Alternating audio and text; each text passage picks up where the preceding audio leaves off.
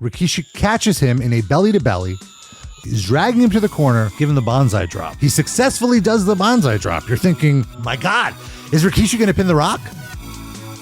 Things are getting hot and heavy. It's Tales from the Attitude Era. Things are getting hot and heavy. Were they not hot and heavy? The hotter and heavier now. Now that we're in WrestleMania season. I guess it's still No Way Out season. Yeah. Rob Pasbani here with the former head writer of WWE during the year 2000, which we're reviewing this week and every week. It's Tommy Blacha. Former head writer. You know, I was never called a head writer. There was no titles when there was like even like Russo was just like, they call him the booker or whatever. Then kind of Gewurz and I were, I think the first ones, I always joke, the first TV writers to ruin professional wrestling, but you know, that were like, oh, they're the writers, but it never was like a thing like you have a title. There was an article once in the New York Times about like Russo and I in the switchover. I think they called me the creative director, but it's funny because it was just like creative was a whole blanket term. Mm-hmm. So so what should sometimes I refer to? Just the behind the scenes weirdo. We'll come up with something, but I don't know why. I finally was like, sometimes like, especially now I'm thinking of like at this point of all the ones we're watching, like when am I going to segue out of doing this anymore? And just it just was odd, something that came up in my mind. So this is about the inside baseball minutia. So there you have it. And it's funny nowadays there's writing staffs and writers, and you know, I kind of miss the days that it was all just more vague. There's agents, there's creative, you know what I mean? And for so many, you know, I was on Chris Jericho's podcast, and he said once, you know, when Russo left, he was talking to Pat Patterson. It's like, what's going to happen now? And Pat Patterson said, whatever. We've seen them all come and go. That's all, you know, all the shows get done, you know, so I always try to like demystify some of the like behind the scenes things into being like, you know, this machine just will go. It doesn't matter. And nowadays there's like two staffs of writers, and I think that conflates things awesome, you know, or for the most part. So yeah, now they do have head writers of Raw and head writers of SmackDown. I believe Road Dogg I believe he's a co-head writer. In fact, there's two head writers of SmackDown, and obviously the creative director, the chief creative officer, I guess is his title, would be Triple H. Right. So maybe that's what you were at the time. I guess. I guess that would be Vince. That'd be Vince. Also, you know what it is I love the time I was there, because it was like, this is great. You know, even, is that a stage manager? Is that there was no, they didn't use any of these terms. And then you go into Hollywood and you go in sitcoms, and sometimes you see like, oh God, how many EPs are there? Well, if you're there the third year, what's the difference between a story editor and a producer? Well, how much time you're there? It's all madness. And then you look at production companies and like, I'm director of development, and I'm managing director of, you know, and there's all these titles, and like, who's ahead of who? And it just is like, it's bullshit, you know? So I kind of missed that wrestling at the time was like, of course there was bookers who like in a small territory would be like, they're in charge of everything, but like everyone contributed. It was like, you know, agents was a term, and I don't know, just the former whatever of WWE, Tommy Blacha. I still have I still want to say Tommy Blacha. So you're not the only one here. I know. Everything's fluid. What can I say? Well, this SmackDown we're reviewing the SmackDown from January 27th, 2000. This is the SmackDown after the Rumble, and I have to say, a far more eventful show than the Raw. It looks like Raw was like the break, and this was like, all right, let's get back on the saddle. Let's start really pushing forward and like setting up the next pay-per-views matches.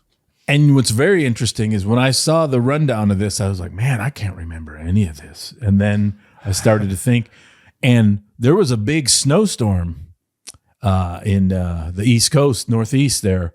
And so this show was a mad scramble. And there was a lot of like, everyone was late getting in, and Baltimore was snowed in. And I remember it was funny because no one could get out.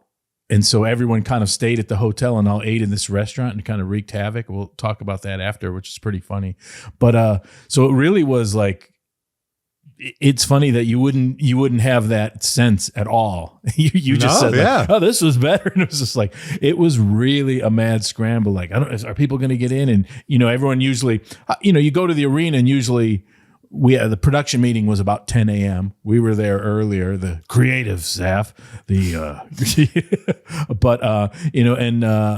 superstars would start filtering in and what, depending and what have you. But there was a lot of like, ooh, we're late. Ooh, are people going to be, is this match going to happen? Oh, I don't know. It was a real mad scramble. I remember.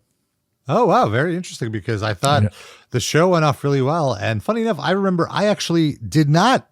This is my first time watching this particular episode. I remember I missed this episode, maybe because of the show. There was like some reason I couldn't watch SmackDown. And I remember being very upset because this was where the Tori angle finally paid off. And right. I had never quite seen the payoff. I had just seen, oh, she's with DX now? What? Yeah. What happened?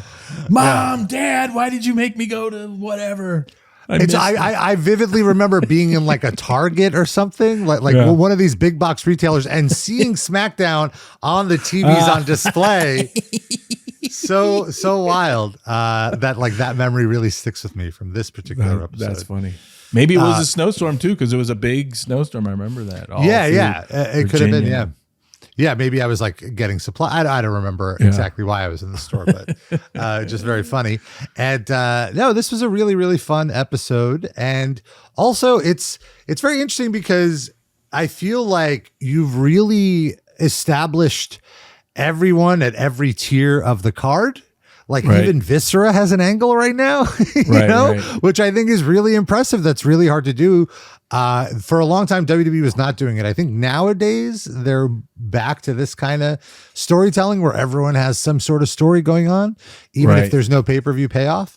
But it's a much more fun way to watch the show because you're just invested in more people, even if they're not major characters. This is true. And philosophically, that's true. Although if angles aren't getting over, and then the more, then it sucks, because then it's tires spinning in the mud, so it's still always a balance, and so that's why I think it's important to always look at like when everything's over, it's great. Well, I don't disagree with you whatsoever. It's that is still the most important thing, because sometimes it becomes the tail wagging the dog. Like, we've really got to service this storyline, and like it's getting a little complicated, and it's getting long-winded, and so as much as you moaned about the mercurial Vince McMahon stopping things, on a dime, sometimes it had an advantage. Like it's over, and even though people are confused and it ended, but you know what I mean?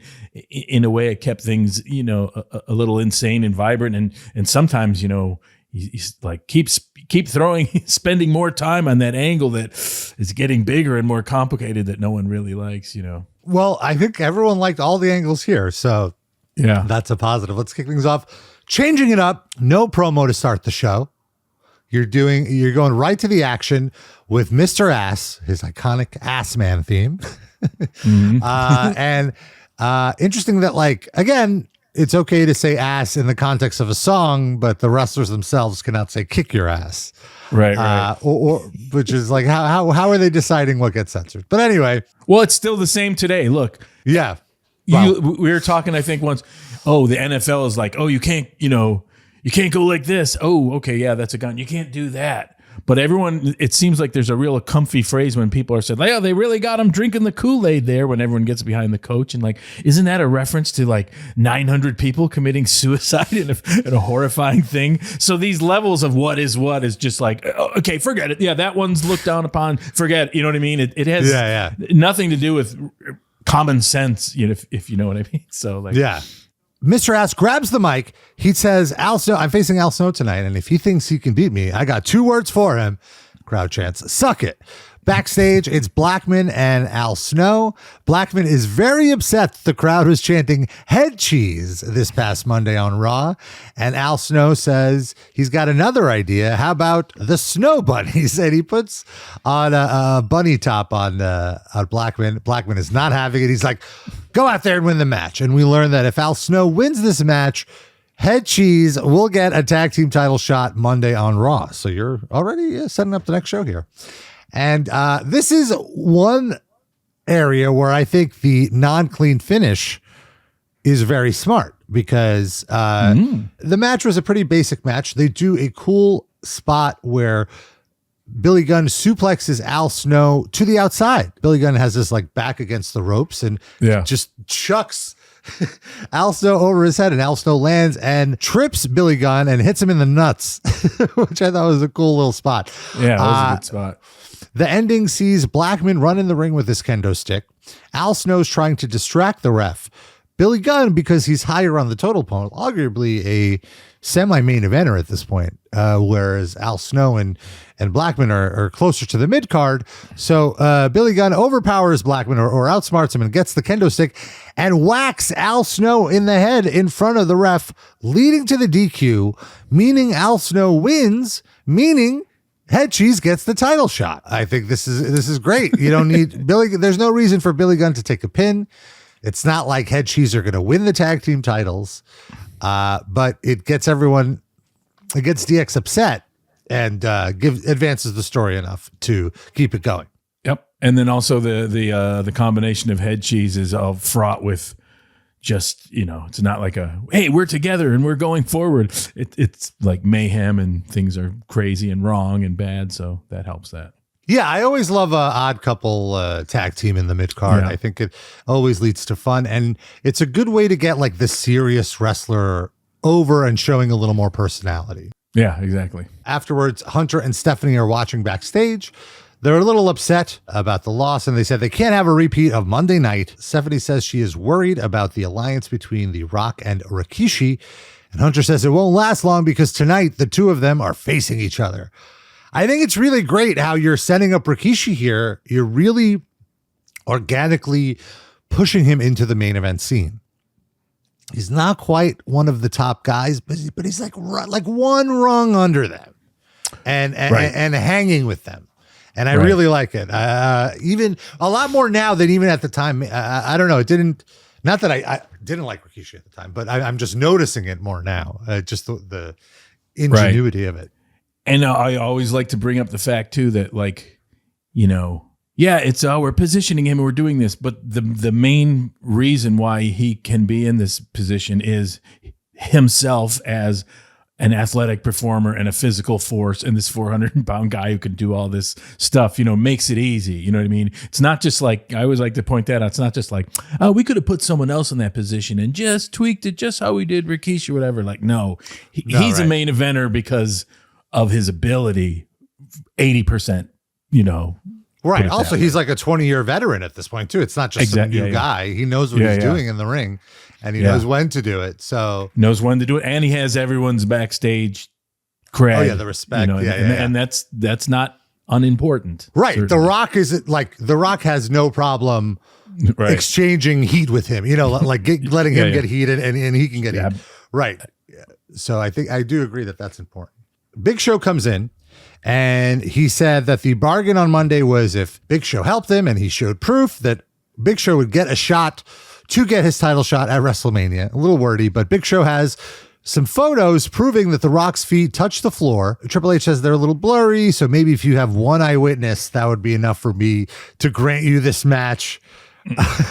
Which it's so funny because it's like, just do the match regardless, even if his feet didn't touch the floor. But but I like that we're doing the whole song and dance. No, it's fun. Yeah, it's good. And it really happened, and it's weirdly truthful in a strange way. And controversial. And Triple H says he needs a few favors from Big Show. Then Cactus Jack comes out, and what a promo! Like I this is my first time watching this episode, but it's like, this is, a throwaway episode of SmackDown, not necessarily a super memorable one, and still an incredible promo from Cactus, like one of the best of all time. Just, he did so much in this promo here to get himself, Triple H, and Stephanie over. Yeah, he's tremendous. Like I said many times, he's one of my absolute favorites. Like, who has everything out on the table. He can be a goofball. He can be a clown. He can get real heat. He can be a, main eventer, up and down, whatever. And especially, like I said, I can't remember specifically, but this the pre-production of this SmackDown was fraught with like, who's going to be here? Was this able, switching things around. And that was a big thing. Like, well, can count on him for nothing. I mean, to not have to have a lot of moving parts. He'll go out there and he'll be, the hit of the show, and when you think of it you that don't have way, to give him much. He just to send him out there. Yeah. Yep, absolutely. So, and also Cactus Jack pays attention. He's not phoning it in. He clearly watched the Triple H promo on Monday because it's kind of the basis of his whole intro. Because in the Triple H promo on Monday, he kind of talked about how, as sadistic as Cactus Jack was, Triple H was that much more sadistic because he won. Mm-hmm. And here Cactus Jack puts over Triple H, saying we all saw a sadistic side we never saw from him before. He's the WWF champion, and on Sunday you proved you were the game. The crowd boos. They don't like Cactus Jack putting over Triple H. But then he says, but I proved it doesn't matter if you win or lose. It's how you maim the game. Such a great line, and such an awesome line from a losing babyface, because it shows, look, I don't even really care about the title, which you don't want to say those words specifically. You don't want to bury the title, but you say ultimately, like, look, I may have lost, you may have squeaked by, but I destroyed you. I killed you. Yeah. And moreover, it's that kind of character who's like, you don't want to say exactly, I don't care about the title or this, but this is a character saying like, I don't care about anything. Yeah. You know what I mean? Like the old, like what, oh, you're invoking Abdullah the Butcher, Bruiser Brody, or like, oh, I don't care about anything. Yeah. We're just going to, it's like, oh, great. You got to fight a guy like that. He's nuts. Right. And he talks about how he made Triple H bleed. He gave him a crimson mask, says the two of them are not done, and challenges him to a match. Not this month, not later this week, not tonight, but right now. Right. Big pop. Yeah. Big pop. Crimson Mask is a shout out to Crimson Mask, one of the greatest phrases of all time. I don't know. I think it was a Gordon Soley. Yeah. It could have been. Yeah. Back then. Crimson Mask. Incredible. Yeah. What a great line. Yeah. Yeah. It's a good supervillain too, if you remember. Triple H's music plays. The crowd is oohing and eyeing, thinking that we're about to see this, but it's Stephanie. She comes out. The crowd is disappointed. She starts cutting her promo saying he's pathetic, challenging my husband after he beat you at your own game. We thought about it, if he should come out and have the match, and Triple H said, why? What's the point? He's already proved he's just as crazy, just as sadistic, and just as tough as Cactus Jack. Crowd isn't even listening to her, just chanting, she's a crack whore. Which is great. Which is just the typical 2000 chant. And also, it's just very comical to me to imagine Vince McMahon sitting in the gorilla being like, wow, they're chanting that at my girl. Go get him, honey. Absolutely. You're doing a great it's a family job. business, and she's really doing it. And her, and leaning into like the way she says things and her face, and perfect. And I can't remember how it exactly came about, but talking through the response from Cactus Jack, but it was so smart to be like, Triple H could have come out and said the same stuff and been like, oh, boo. But it was like, send her out alone was like, I thought was just great, because sometimes it's weird to be like, oh, you're going to set up something and then you're going to have a disappointment after. So it's tricky, if you want the disappointment to somehow continue the heat or be entertaining or do something to be like, oh, fuck you, you've disappointed us from we're going to see this match. But to send her out, it's just Weasley alone. I just thought it was like, oh, it worked great. And that's sometimes, great, yeah. Sometimes it'll be just like a tweak like that. It'll be like from whoever, like, you might have the same thing Triple H is going to say, but like, why don't you send out Stephanie alone? Yeah, like that'll be good. And like, because people are, what? Oh, boo. He doesn't even deign to come out and, Yeah, because I feel like if Hunter came out and said all this stuff, he might look like a coward here, right. you know, and why which isn't a problem. There's a, pussy heel thing is always great. Even if you're like, I don't have to, that's a time honored great thing. Yeah. But I think this works even better. This is even more heat without making him look weak. Absolutely. Yeah. And so I thought this was great. And their interaction was so cool because, she's just like, oh, my husband's better than you. Yeah. And, Cactus makes a remark something about how her and Triple H can't really make an heir because Triple H has no testicles. And then she smacks him. Stephanie has one of the best smacks in WWE. It was a hard smack. And Cactus Jack says his instinct is to slap the taste right out of her mouth. Instead, we're going to play a little game, Stephanie. Slap me again and find out what happens. And he starts getting closer to her. Get like almost stalking her, like, please, lay it in. Slap me, Stephanie. Bang, bang. like he really, really freaks her out. And she doesn't know what to do with herself. And she leaves the ring. And Cactus Jack ends the promo saying, anytime, anywhere, Triple H is ready to finish what he started. I'm ready. Bang, bang. Great. And really low maintenance. That's from the creative side. You're just like, oh, that's great. Just two people in the ring, really low maintenance. Bring the house down. Like, oh wow, that's incredible. And again, it goes to the fact that like when the machine is working and everyone's over, it's like, oh, it's a snowstorm. What's going to happen? Throw it together. They all make it work so well. Yeah, it's so good because you're basically telling fans this feud is not over.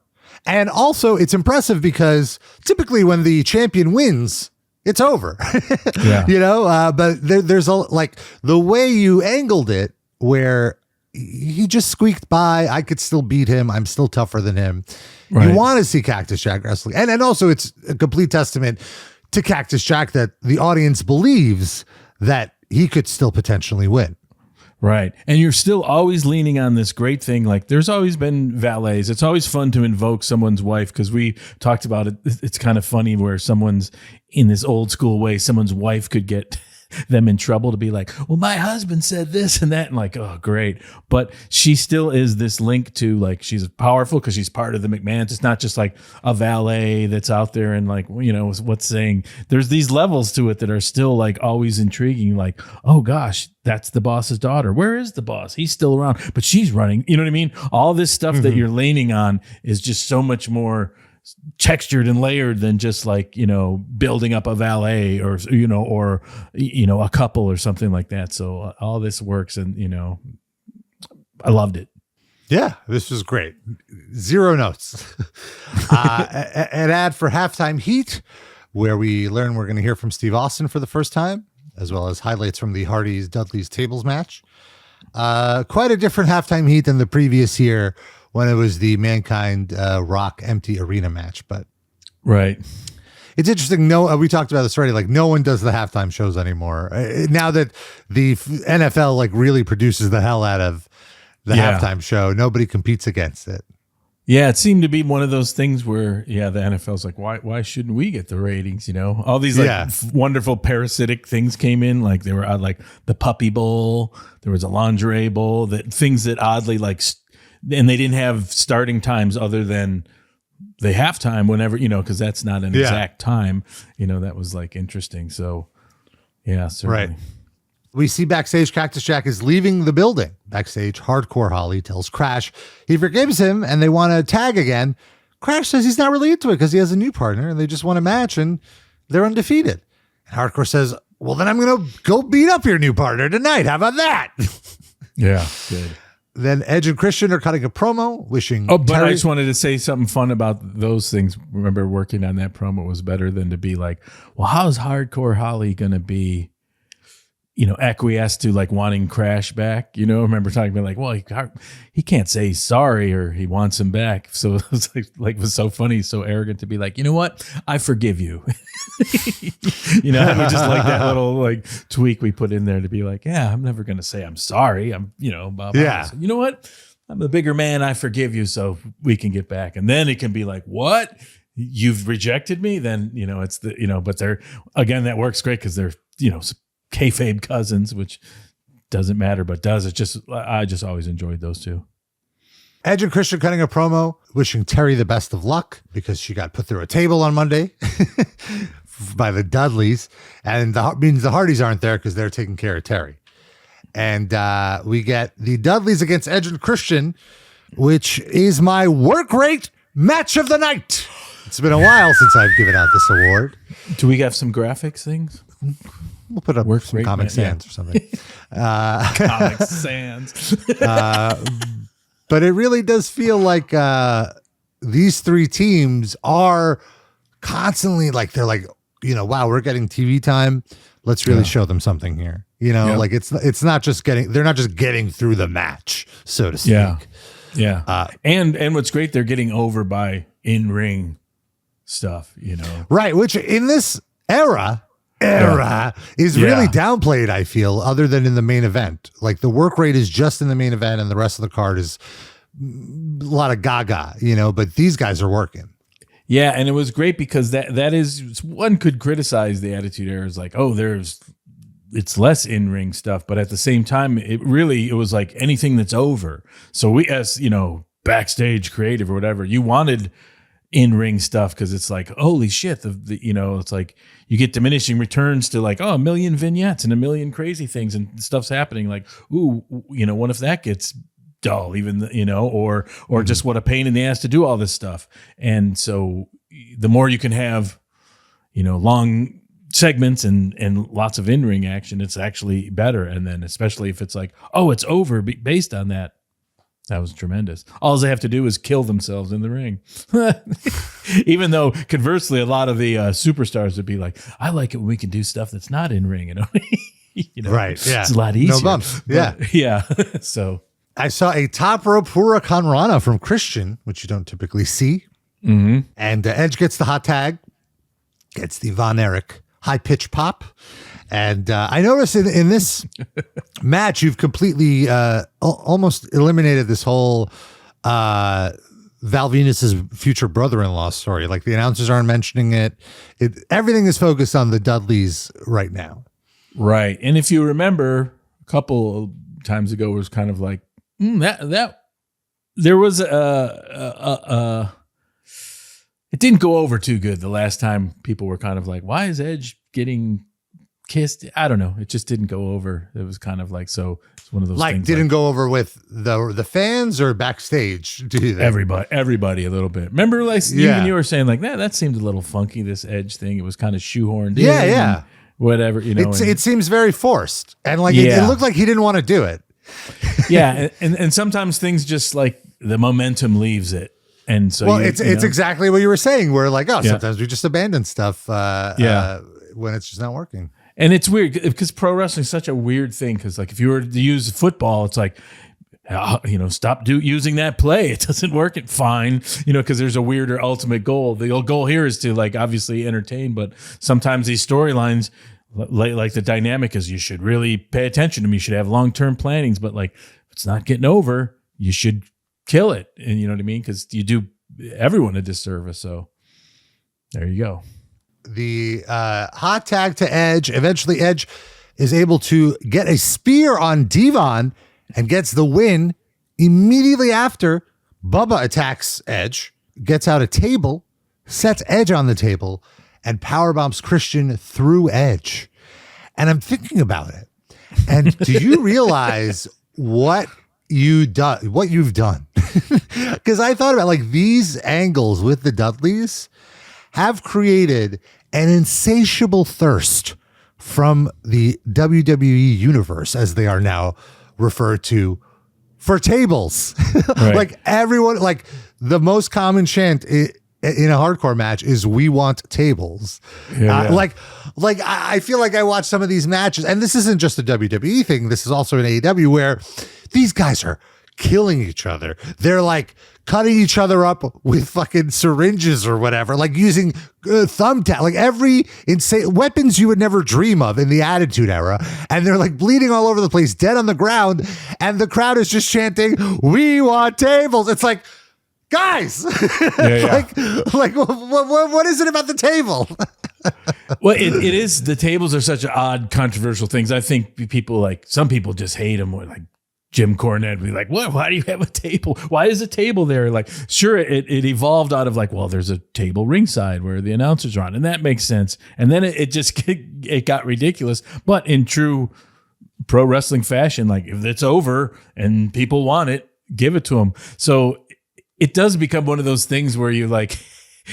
When poorly done, you'd be sitting like someone's like, I'm over here selling too much. Like, oh, I gotta limp over and give you a couple more shots. So like, I'm so I can like, oh God, they gotta get this bracket right. And I'm over here selling. Okay, shit. I gotta give you a couple more because why wouldn't I be getting up? Oh, right. And then I gotta set this, and you see like, the second table and just it's clunky, but I don't know. There's just something that weird delayed crunch, that sound, crunch, and then like, the mayhem. It's like a car wreck, but it is a little odd how it's gotten so big, especially with these guys. And then like, where do they go? And then like, we're setting up 3, and it's right.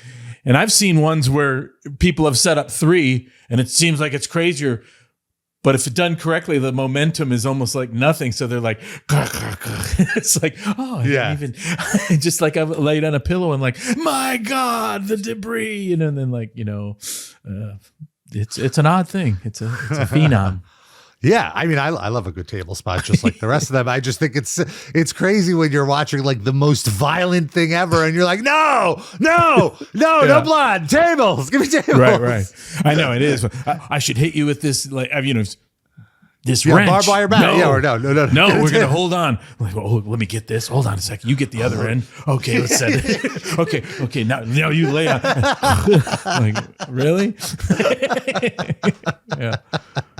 But the spot looked awesome though, and I love and really like this is what made the Dudleys' career. Like this is what they're still known for. So it's very fun to watch. And they're brawlers, and you want that barroom brawl. You want the debris. That's what's great. There's debris in the ring. Like this is supposed to be a clean, athletic competition in this ring, and these hoodlums, and there's just splintered wood and stuff, and it all adds to it. And really, they really lucked out having Edge and Christian and the Hardys to work with, because they could just stand there, and I mean this with no disrespect, and the Hardys just like run around them. Like they're the bases. They act as the base to catch the Hardys or whatever. And so it works both ways. Like they're getting the Hardys over by allowing them to do the moves. And because the Hardys are a little smaller and Edge and Christian are a little smaller than them, they could do the power moves on them to get themselves over. Yeah, it all works. And then even like little things add to like whenever TLC came about, just the little branding that someone somewhere said like, TLC, that means tender loving care, tables, ladders, chairs. Oh my God. Then like, that's going to be over for another, whatever, just internally or whatever. To this day. Yeah, absolutely. I mean, they made a whole pay-per-view out of that. Yeah, absolutely. And like I said, you're already setting up, like we know at WrestleMania, it's a 3-way tag match here, which is the proto TL. Like, I don't think it's called a TL. I think it's just a ladder match at this point. Right. Yeah. But it's essentially a TLC match. It's the first TLC match, the unofficial one. So you already have it set up. You already have it ready to go.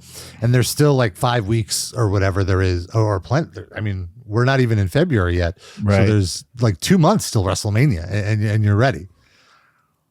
So that's exciting. Backstage, Kane storms into the office and says he wants X-Pac. Triple H informs him X-Pac isn't here. You could have him on Monday if you beat the Big Show tonight. So we have one of our main events. Then we have the Viscera versus Hardcore Holly match. This is really interesting because Hardcore is kind of like a tweener right now, I guess, depending on who he's in the ring with. Because, when he was in there with Chyna and Jericho, he's clearly the heel, but here he's the face. He's the David against Viscera's Goliath. Right. Trying to do moves, trying to get him off balance, can't do it. Finally gets Viscera off his feet with his beautiful standing drop kick. Crash Holly Best comes in the down. business.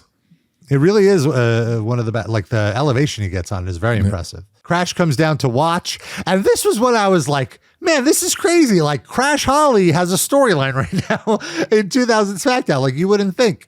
And it's a clean finish here, by the way. I thought Crash was going to come down, cause some sort of distraction or some mess up. But no, nothing. Viscera gets the splash and the Samoan drop. 1, 2, 3. Hardcore takes the pin.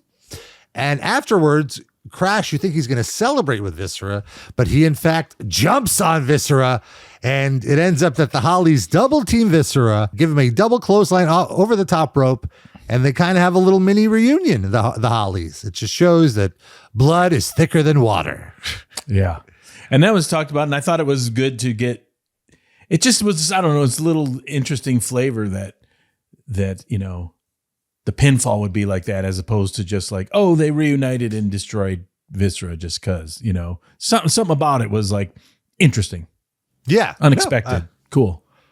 I like finish, smart marks everywhere. Now that's more. Everywhere. We're all satisfied. Also, this interesting pattern of like giving the lesser person the win and then the loser immediately getting his heat back by a post-match attack. Yep. Then we have a backstage segment where Big Show chastises Triple H, saying he's going to do them the favor tonight, but don't abuse this privilege. And Triple H is saying how the photos are a little too blurry. He's going to need a little more proof. After the break, we learn that SmackDown is brought to you by Milk. You can get a poster with The Rock having a milk mustache. Milk. Yeah. Well, Milk was a big push. Then it was like big advertiser back then. Yeah, it was all kinds of like big celebrities with milk mustaches, and magazines were also big back then. You know, there's a whole industry. Yeah, so I was just thinking about that too. How the milk industry just got this lobbying group to come up with this overpriced ad campaign for people to drink milk, whereas now it's just like, yeah. It was almost like, hey, someone at Milk said, why don't we hire the people from Absolute Vodka and we'll do, you know, kind of like this glitzy thing. Oh, sure. Let's make milk sexy. Yeah. We got an extra $12 million hanging around. Well, sure. Yeah. Yeah, we shouldn't make milk cheaper. Let's just get more people drinking it. It's Big Show versus Kane. And it's so fun watching these two during this era. They've been wrestling a lot these last few weeks because both of them have a chip on their shoulder at this moment. Like again, much like Rikishi, they're in the upper card, but they're not quite at the main event. Big Show, I guess, is a little further along, but I feel like they still feel the need to prove themselves. And so you see a lot of great athleticism from both guys. They both seem very motivated.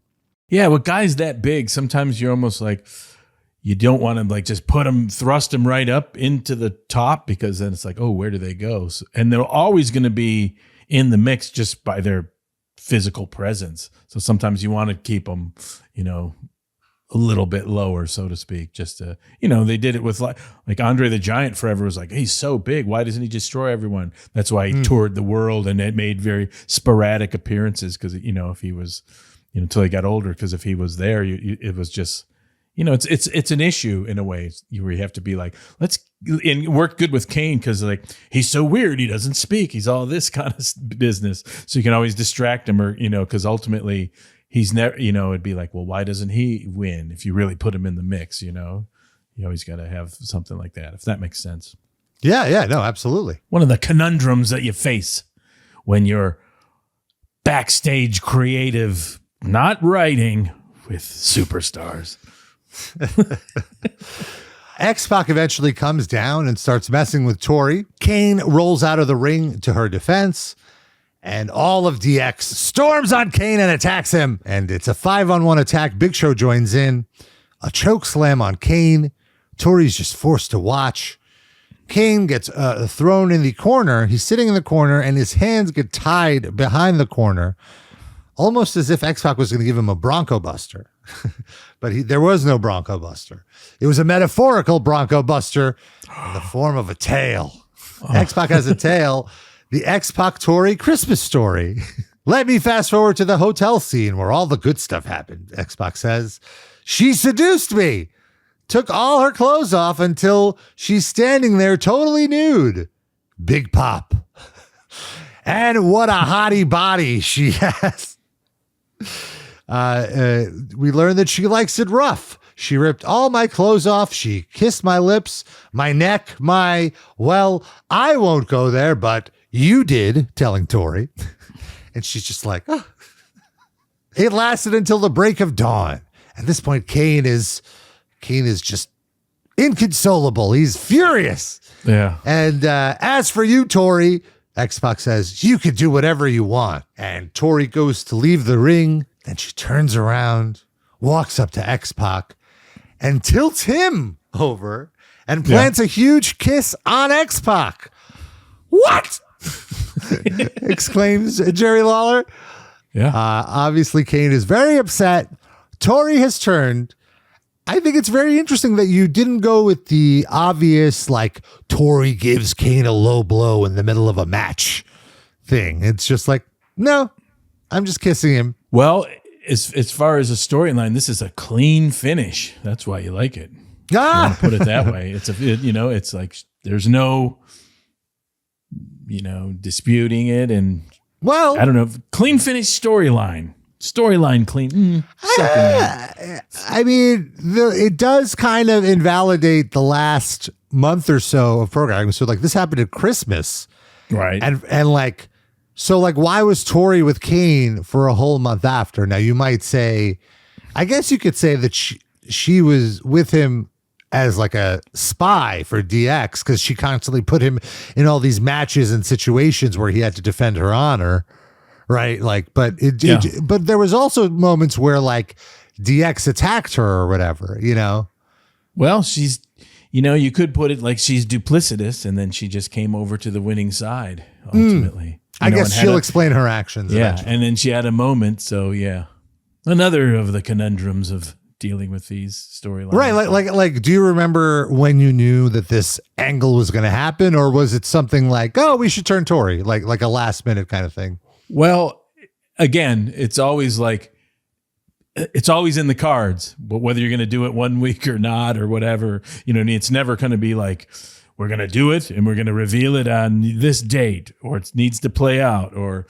you know what I mean? And you just kind of like booking things so fast sometimes, like, oh yeah, keep it going. That's an option. That's an option. That, you know what I mean? You always have these options. And then like, it kind of more or less comes around and be like, I think it's time. It's going a little too, you know what I mean? Is this going too far? Whatever. Like, well, let's, we can't just stop it. So let's put it here, so. Yeah. And a lot of times it gets delayed just because for weird, just like reasons like, oh, well, this match is going to work good. And, oh, should we do it now? Oh, the show's too packed now. Let's keep extending it. It's not exactly always like, when's the perfect arc point? You know what I mean? It's like, you just trying to pull it off. You know what I mean? I know. And it ends up great, I think. And Tori fits much better with X-Pac as a heel than she did. And also, I think it really, this is something that the common WWF viewer who is likely a involuntarily celibate teenager could really relate to Kane's struggle here. And women are bitches. So I'm saying I don't say that. I'm not saying that. That's not Rob Pasbani saying it. That's the imaginary 15-year-old insult saying that. Yeah, they're duplicitous. Yeah, some weird 7th grader. I'm like Kane. Yeah, not really. Yeah. It's Godfather and D'Lo versus Too Cool. Face versus face. And the crowd loves everybody. It's a short match, and it gets very silly very quickly.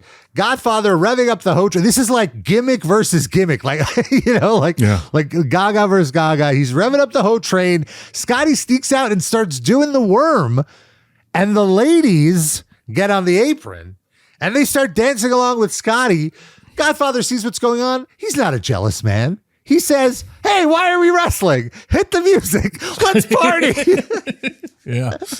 Which is like the perfect summation of like the Attitude Era undercard. Like, who cares? Like, let's just have some fun. Yeah.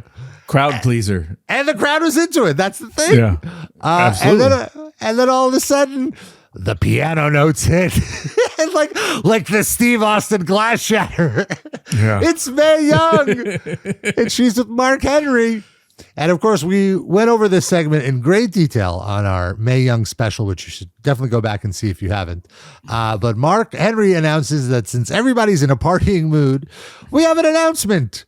Do you want to tell them, man? She's like, oh, no, you tell her. No. She's like, no, tell him. I'm pregnant. What?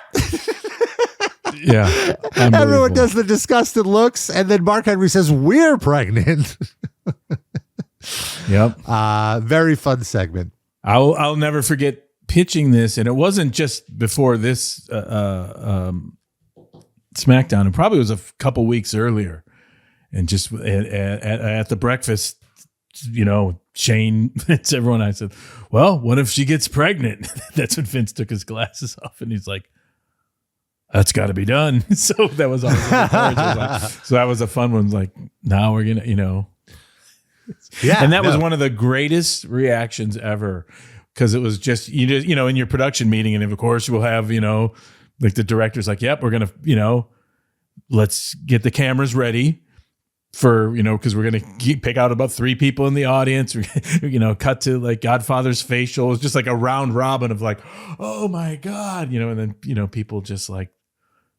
It was almost like it was like a massive sitcom laugh, and just like it was such a great crowd reaction. We've talked before about different pops of like high pitched Von Erich pop for Edge, rock pop, and this was just even another weird different one of just like laughter mixed with disbelief by everyone, the last row. It was great. So fun. Yeah. It was great. And of course, it's leading to so much more fun. Then we have the posse watching the segment backstage. And this backstage segment, I feel, is already the sign for me, as someone who's watched a lot of WWE, that Taz is in trouble, in terms of like how Vince sees Taz. Mm-hmm. Because Taz walks past them. Mm-hmm. And then they're mocking him. Like, who's the short guy? What are you? Mm-hmm. His name Tiz or something. Like, they don't even know his name. Mm-hmm. What are you starting, a short man division?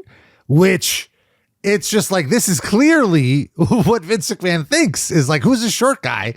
Obviously, Taz talks back to them and says, no, this is a real man's division. And if you want to join it, let me know. And they're like, oh, which one of us do you want to wrestle? And he goes, oh, all 3 of yous. Which I liked. Right. And so but like, you see what I'm saying though? Like he's already being portrayed as someone who thinks they're tougher than they might be. Well, I would say the answer is a little more complicated, but you're not completely wrong. But put it this way, to quote Vince McMahon, he said, I'm always looking for Mighty Mouse. So he means that in a good way. Like he loves that there's a short guy going against the odds. So there's that. And also, if you look at it, it's like, okay, well, he's given him an opportunity to have a 3-on-1 squash match.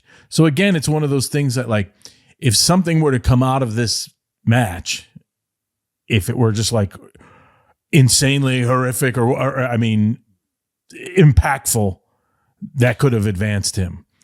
Remember when I said before, there was a moment where And maybe Vince was probably in his mind, like he is a lot, like I'm 70%, 75% ready to bury this guy, but here's the 25% opportunity or what's, because Vince's mind can always be changed based on like, oh my God, the crowd popped him, look at like Jericho, look at CM Punk. These are not like Vince ideal versions of superstars, but they got over and then, they got the benefit of it by them getting themselves over, so to speak. This match went to this hardcore thing, and there was somewhere during this match, this was that moment where, because I was watching it with him, and he was like, oh, look, damn it, look at that. Oh, it looks like shit. There was some moment where like, they were, in his mind, they were dragging ass or something. During this particular match? Yes. During this. And it was rough. I did notice during the actual action, like, they didn't really gel with him. They were kind of maybe even, I don't want to say sandbagging him, but they were not working with him. Yeah, it was a flat match. I don't know any other way to put it, but it almost like in retrospect would have been like, wow, you should have like somehow like, really bashed him. And, if he would have somehow really destroyed them in a colorful, impactful way, left him laying or somehow. But, and that's also interesting because I'm sure him being a professional wanted to be like, oh, I don't want to be too stiff with these guys and get a bad rep here. Right. And it in essence kind of backfired on him. Yeah, it's again one of those conundrums of like, well, I gotta, I'm just kind of like reporting what happened. You know what I mean? Right. I want to make a comp, but this definitely was like, oh, he's got to climb out of a hole now. Yeah, based on when Vince was just like, right away. Yeah, and that's the tough part of the job too. Like, what I mean? Like, well, yeah. What did Vince think? Well, yeah. I gotta go the other way. I gotta go. Yeah. So. Oh, I'm not the head writer. No, I'm not the head writer. Yeah. Yeah. Oh, I'm just pulling cable here. What's going on? What happened? I wonder if it would have worked better if instead of a 3-on-1 match, it was like a gauntlet match where he would only have to face one of them at a time, and like he would just choke all three out instantly. Whatever. I mean, there's a million ways to skin the cat. It just something, and a 3-on-1, it just could have worked out better. I don't know, it just, for whatever reason, it didn't. And you're not wrong. That something probably would have made it a little more understandable, because it's like, usually these 3-on-1s have to be like, well, how's it going to be a squash match when, but the opportunity was there, so I don't know, and that's sometimes when you really feel for guys when they're put in a situation, and you see, like, for the most part, big huge stars have been like, well, I've 99% of the time never had a problem putting anyone over, but sometimes they'll be like, I'm not going to do that, and I'm not saying that's what he should have done, but like, they got to be like, okay, this is a watershed moment. We got to make this work, or it's gonna hurt. Then, yeah. What can I say? But you do set up an angle with Kurt Angle after, where he attacks Taz from behind and chokes Taz, which I thought was interesting. And again, I don't think this is something that like ECW Taz would have done, but it's a different world now. So yeah, and also it's one of those things. It's like in football, it's a play. The play wasn't so bad. The setup was, it's like, oh, he's got opportunity. He's got and then Angle comes in. It just came out flat. It was like, wasn't like that's a bad play. No, the ball was fumbled. So what do you do? It'll be interesting to watch how this progresses. So from there, we have Crash backstage telling Hardcore he shouldn't be jealous when Crash beats Chris Jericho for the IC title. That's next. Crash Holly comes out, and then we were expecting Jericho to come out, but Chyna comes out instead, and she debuts her new entrance bazooka. And I think it's really interesting that you're still working on her character this late in the... for some reason, I assume she got the bazooka already by now. Because it's like at this point, her and Triple H are separating, right? But like she's still in the favor of Vince and the writing team, kind of. She's over, and she's also made like a kind of a, if you remember correctly, I don't want to say the mainstream, but she's kind of like, she's a little bit of a PR phenomena outside of wrestling in a bit, you know what I mean? And there's plenty of that machine working for her. And sometimes when you have like, oh, she's interesting, and oh, she's been in other like magazine things and other media, and oh, she, so you got to service that, So she is over in that way. That makes sense. And so it's Jericho versus Crash Holly. Jericho gets on the mic. You're constantly giving him mic time here, which I feel is the way to get Jericho over in this era, because this is the era of the talkers. So Yes. Jericho is showing he's one of the big talkers. He compares Hardcore to Elroy Jetson, which feels like such a dated reference watching it today, but in 2000, not quite. Like the Jetsons were still on repeats on TV. Oh, at yeah. the time. They sure were. And sometimes references live beyond, live beyond even when people practically don't understand them. Like, oh, yeah, Right. It's a back and forth match. Crash is a great wrestler. Jericho has the advantage. He goes for the lion salt, and Hardcore is there with the IC title and hits him in the face. Great timing on this. Chyna tries to stop Hardcore, and he just kicks her. I don't know. Hardcore constantly is just giving Chyna like the mafia kick, and I don't know. Every time it just makes me laugh. I don't know why. Hardcore tries to attack Jericho again. This time Chyna is able to stop him and suplexes him on the outside, giving Jericho the opportunity to put Crash in the walls of Jericho, getting the win. And then Chyna endorses Jericho and raises his hand, indicating that they're moving on. Couldn't come at a better time because, like I said, Radicals are right around the corner, and it's time to reposition Chyna with them. Another clean finish storyline smart mark win. Yeah, a lot of clean finish. This is the most clean episode that we've reviewed since I've been labeled a clean finish smart mark. So I'm very and not satisfied. only this is a double, it's not only the clean finish in the ring, but it's kind of a clean finish storyline. Right. It's true. Clean in house. It's the main event, Rikishi versus The Rock. We learn that The Rock is going to be a guest star on Star Trek Voyager. Yeah. UPN crossover, which I love, and also early beginnings of The Rock's acting career and showing he's like serious about pursuing this kind of stuff. Isn't that funny back then to be like, you think this guy could be a Klingon or something? Yeah, he's got that look, like these little bits and pieces. He's got that big forehead. Let's put it on him. But also it's just like I said, just from coming from Conan O'Brien and kind of like, really, you're going to go work for wrestling? That's weird. And just quickly, the next time around in LA, you could just see like, oh, agents and everyone, like, hey, what can these guys do this? And then we'll talk later when we have the episode when The Rock hosts SNL, and I worked on the show for that. I was his guest writer. But it was like, I would tell people like, these guys do more live TV. They're going to be fine. They're so charismatic. There still was that, hey, can these guys do this? Like, and now it's like, yeah, I think he's able to do it. He's all right. Yeah. He ended up okay. Yeah. Rock is, again, I say this every episode now, but Rock is so over. He gets on the top rope during his intro. Crowd is already electric.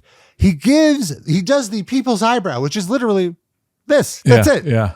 And that gets a pop. That gets a huge pop. Absolutely. Just unreal.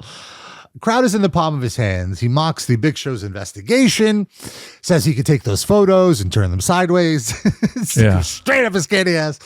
And then he invites Rikishi out to also get an ass whooping. What's amazing is you were saying before too, like, or I think last week, like, oh, now if The Rock, like, if he actually legitimately touched, and is that a heel move or whatever? And at this point, we're realizing like none of it matters. It's like, oh, won't The Rock look weird if he actually did touch and he doesn't care? And it's like, nope, nothing matters. I don't. At this point, I think The Rock, like much like how Trump said he could murder someone on Fifth Avenue, and then, I think WWE fans would still cheer for him if he murdered somebody in the ring. He was like, that over. Absolutely. Very fun match. Obviously, these two have a lot of respect for each other. Their families go way back. They've known each other since they were kids, I'm sure. So both men give each other a lot. They make both each other look great. And they do a few moves where where Rikishi overpowers The Rock. And they're kind of putting over, can Rock lift up Rikishi because he's so big? At one point, Rock goes for a rock bottom. And I want to say that maybe this was a miscommunication and Rikishi didn't understand how to take it because it looked weird. Like Rikishi landed on his knees. But the announcers totally covered. Like I said, they're like, oh, you can't pick him up. You can't lift him up. And then they redid the spot and The Rock, did it successfully. I'm surprised they left it in. They didn't edit it out. I think also because of how well they covered for it. Right. And I think, and I'm not positive of this, what was funky is it may have been like, the inability to do it the first time didn't really get sold so much as like, he can't do it. And then he overcame it and did it. It just seemed like a botch. You know what I mean? I'm thinking maybe that just didn't come across like, you know what I mean? It was like I see what you're saying. Worked failed attempt as opposed to a botch. But I'm not positive on that either. So eventually The Rock knocks down the ref. Rikishi catches him in a belly to belly. is dragging him to the corner, give him the bonsai drop. He successfully does the bonsai drop. You're thinking, my God, is Rikishi going to pin The Rock? And because you were so disciplined to give clean finishes all episode, I think this is the right finish. The only, like, I was like, there's no way there's a clean pin in this match. Like, even going in, just because I thought, well, obviously The Rock can't lose right now. He's the top guy. There's no reason he should be taking a pinfall. And equally, Rikishi cannot lose right now because you're trying to establish him as belonging in the main event scene. So if he just loses to The Rock, that kills the suspense. Testify. Tell us more. So, and also, there's plenty of people that hate both of these guys. So why would they even they're just sending them out there to get attacked. So obviously that's what happens. Big Show comes out. He attacks both guys. Triple H also comes out and gives Rikishi a pedigree. I like that you're kind of setting up some house show main events here too, with like this tag match. And Too Cool even try to make the save, and to make Big Show look even more monstrous, he gives them a double choke slam, which looks so cool. And in the end, it's DX and Big Show standing tall, which is very interesting because not 5 weeks ago, the ending of SmackDown was DX standing tall over Big Show's bloody face. Right. And this goes to show when everyone's over and they're kind of established characters, it makes things just work easier because you can connect dots better. In other words, like, oh, why is he coming down? Oh, well, Big Show doesn't, like, why isn't he going to be in the main event? So he's pissed and he's kind of been roguish and whatever. And then, oh, Too Cool, they can absorb it because they're over in their gaga way. So it's like, yeah, they do they do the honors and make Big Show look better. So it's kind of like so much easier, and everyone can, that makes sense. It makes sense for everyone. It's a lot easier to book, so to speak, as opposed to like, well, the last minute, like, well, why are we doing this? Because we got to do something. And there's those moments, and I think I heard Kevin Nash talking about, like, sometimes, like, well, in the WCW room, sometimes it was like, guess what? It was fucking 5:30 p.m. and everyone's just staring at each other. So, like, that's why it was fucked up, Right. Like I could see the WCW version of Too Cool being like, we can't take that. Like, we have to maintain our heat. We got to come up with something else because I'm not losing, something like that. Right. Yeah, exactly. So, yeah, very, very, very good SmackDown. Very satisfying, I want to say. I said, I was almost like, oh, is this going to be like the Raw? But really good. I remember at the end of this, what was fun was, I think none of the flights were leaving Baltimore usually everyone would like peel off and either, because SmackDown people were like, oh, some the guys were going to house shows, some guys were going home, and everyone had their travel was all disparate, where they're going. And since the flights weren't out, everyone stayed at the hotel in Baltimore. So the whatever it was, the restaurant there, Applebee's type restaurant or whatever, was just loaded with everyone, like the whole crew, which was really fun because that doesn't really happen. And so, the staff drinking beer, eating. And I was eating with Jerry Lawler, and God damn it, it was so funny. He's just such a wonderful weirdo. So he's talking to me and he's got, like a Bic pen, the old Bic pen, you pull the pen out like when you're a kid and you put a little like piece of paper in your mouth and roll, and then you can shoot it out, spitball through a pen. So these waiters are just servicing people because it's like more beer, more cheeseburgers, it's like insane. It's got to be the busiest this restaurant ever was in its history. Just loaded with, people. At least at that time, I'm sure. Yeah. And people, it's like, oh, it's pro wrestlers. They're eating and drinking everything in sight, So this waiter was like all busy. And as like Lawler's talking to me, he's like, yeah, he's unrolling this thing. And he just goes, and then the guy's like waiting like the table. And then the guy goes like, oh. So as we're like talking through, he proceeds to like just pelt this waiter in the face with spitballs constantly. So this poor waiter's like just waiting on people frantically and just like over and over. And I'm just like cracking up, and it just never sells it and never talk about it.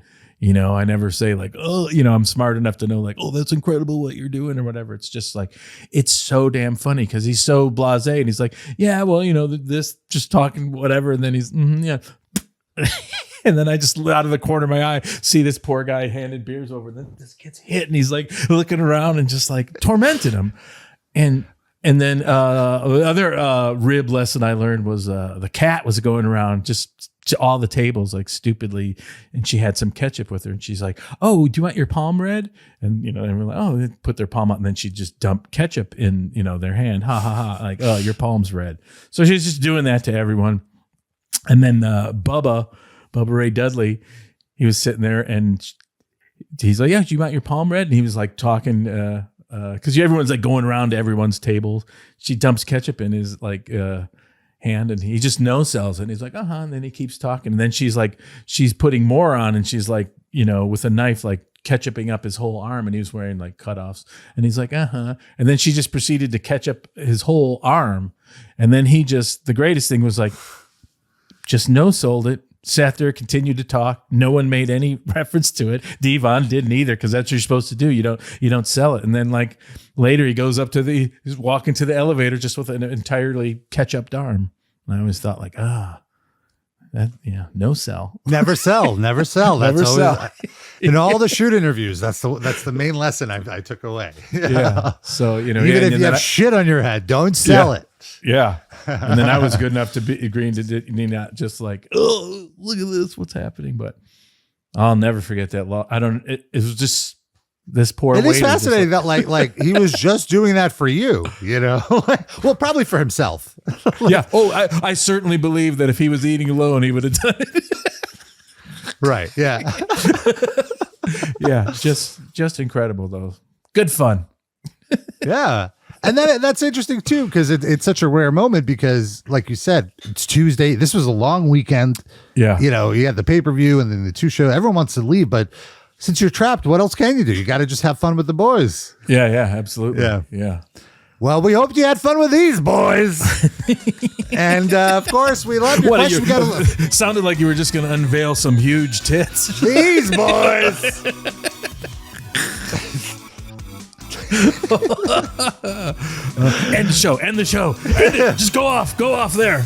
Just shoot us some feedback. TFTattitudeera@gmail.com. We'll see you next week.